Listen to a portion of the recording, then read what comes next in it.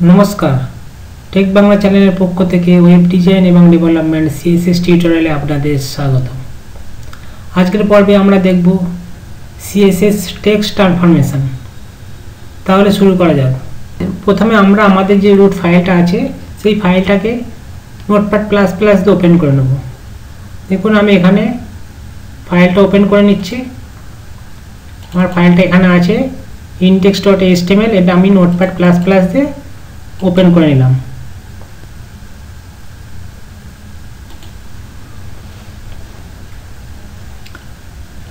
আমরা এই ফাইলটিকে আরো একবার ব্রাউজার দিয়ে একবার ওপেন করে নিলাম।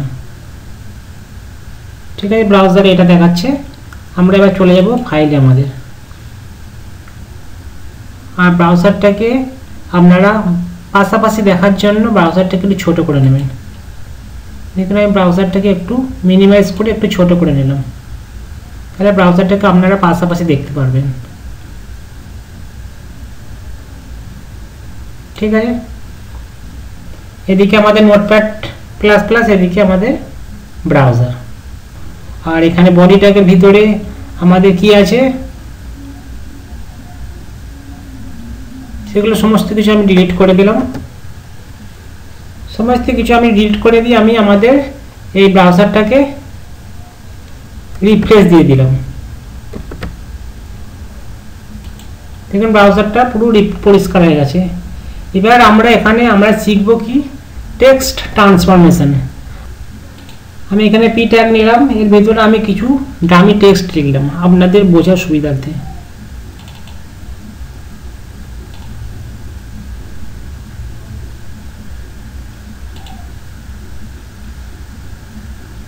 আমি এখানে টেক্সটটা কপি করে এখানে পেস্ট করে দিলাম।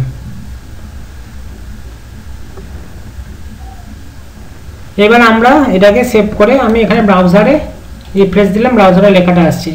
এই লেখাটাকে আমরা ট্রান্সফরমেশন দেব। টেক্সট ট্রান্সফরমেশনের তিনটে প্রপার্টি আছে, একটা হচ্ছে আপার কেস, একটা হচ্ছে লোয়ার কেস, আর একটা হচ্ছে ক্যাপিটালাইজড।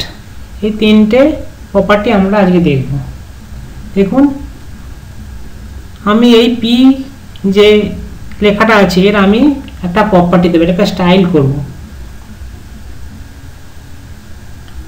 আমি এখানে এক কাজ করি, এই পিটাকে আমি আরো দুটো কপি করে নিই। এখানে একটা কপি করলাম, আর নিচে একটা কপি করলাম। এই তিনটে টেক্সটের আমি আলাদা আলাদা স্টাইলিং দেব। দেখুন আমি এবার স্টাইল স্ট্যাকের ভেতরে চলে যাই। আর এই যেহেতু আমরা এই তিনটে পি এর ভেতরে আলাদা আলাদা স্টাইল দেবো, সেই জন্য তিনটে পি ট্যাগের আলাদা আলাদা আমরা ক্লাস দিয়ে নাম দিয়ে দিই।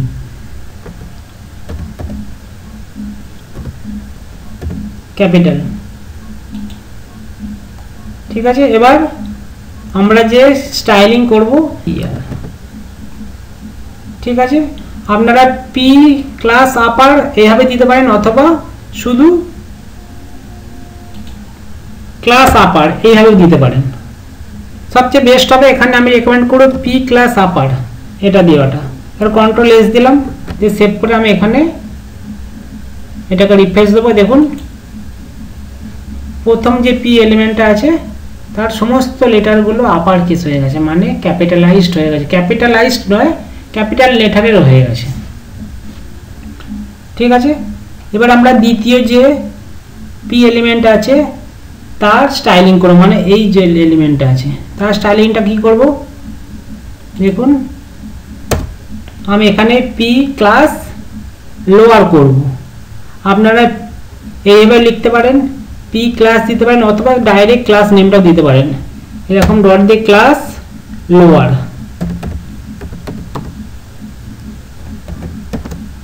এর ভিতরে আমরা লিখব টেক্সট ট্রান্সফর্ম লোয়ার কেস।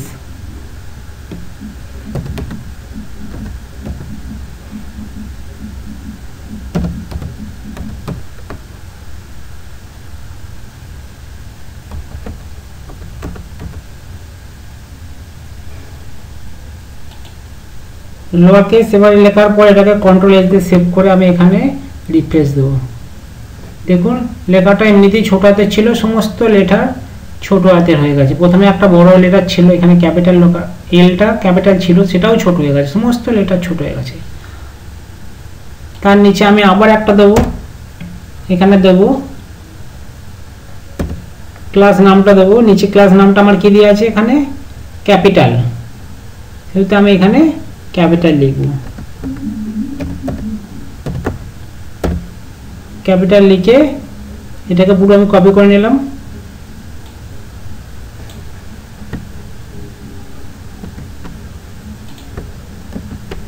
এখানে ক্যাপিটাল করে দেবো, লোয়ার কেস ক্যাপিটালাইজড, কি লিখতে হবে ক্যাপিটালাইজড।